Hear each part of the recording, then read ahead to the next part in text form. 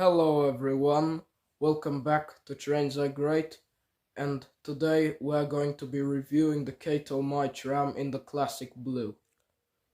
So the Kato MyTRAM, the Classic Blue, it's got a cool design.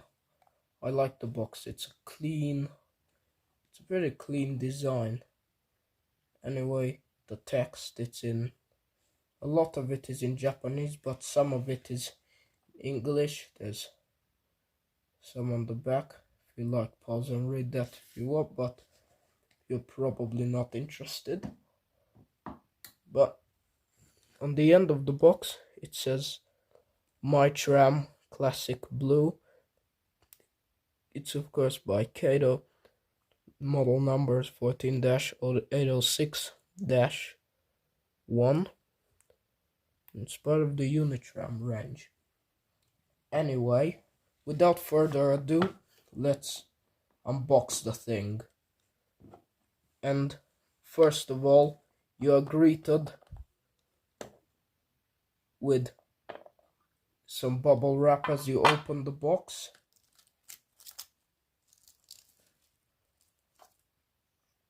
And there's a pull tab, so you just pull this out, and then pretty much the whole thing comes out. You can get rid of that for now. I don't recommend you throw it away. It's the packaging for the train anyway. I'm just been get it out of the way. Anyway, here's the train itself. This is the non-driven car, and here's the driven one, motorized one, and got some foam, the other piece of foam, and we've got decals, and then we've got number boards and the instructions, which I am going to look through. So let's unfold these, and you got basic stuff like to fit the decals, number boards and stuff like that, and most of this is in Japanese anyway. So that's the back of the box. I would say that's about it. They don't show you anything about maintenance, but it's very simple. Or do they? I don't know.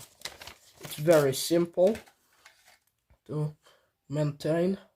I know how to do it. Not the simplest, but it's pretty simple, I would say. And it's about time to get these two together. It's got some details, but I'm going to put this thing onto the white background now and show you the detail. So here's the Kato MyTRAM up against the white background, and it looks really good for what it is, I must say. It's got some nice details, like there's literally the seam between the blue and white is beautifully done. I think they are separate pieces, and the same with the top. That's what I think. We've got these two pieces on top here, and we've got the pantograph, of course, which is this piece on top, and we've got roof furniture, all of those pieces on the roof, I think electrical parts. Speaking of electrical, the pantograph isn't electrified, but I wouldn't expect that for this price at all, pretty much. In fact, I think you get much more than you may think for this price. There's even detail inside of the cab, like at the front. So I'll show you some photos of that. So if you're interested, there's even cap detail, which is amazing for the price. Anyway, not too much to see in terms of detail, but the detail is still much better than I thought it would be for the price.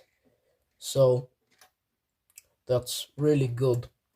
Anyway, I think it's about time to put the model down onto the track and give it a run.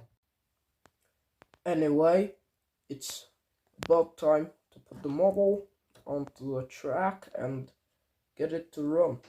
Let us run, I guess. So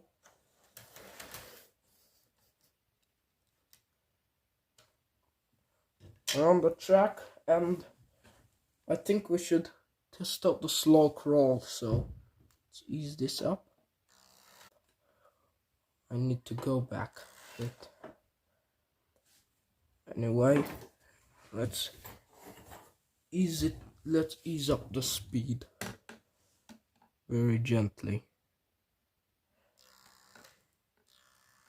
I think on this PWM controller it doesn't crawl that well, but I know that these crawl very well. I think it's just my controller. Oh, it does. It does. There we go.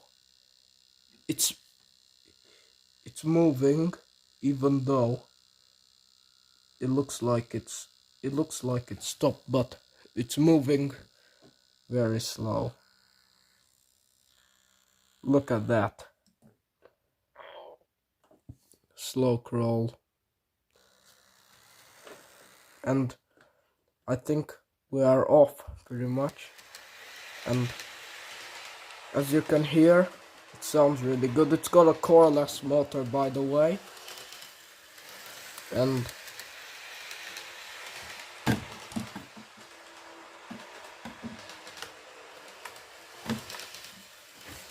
performing very well. It's performing very, very well, actually.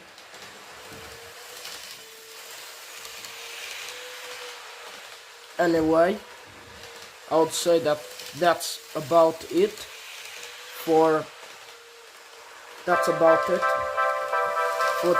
video. And like, subscribe, comment, all that good stuff. And I'll see you in the next one. Bye.